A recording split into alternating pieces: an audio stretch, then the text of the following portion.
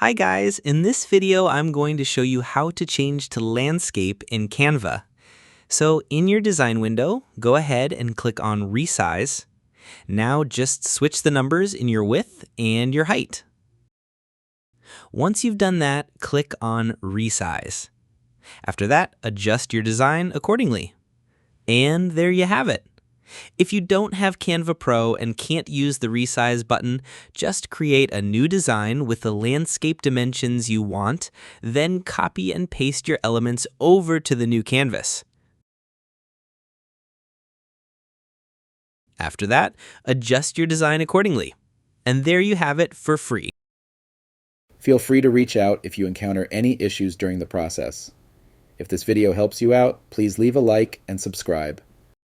Comment below if you have any questions. If you need further assistance, consider hiring a professional using the link in this video below.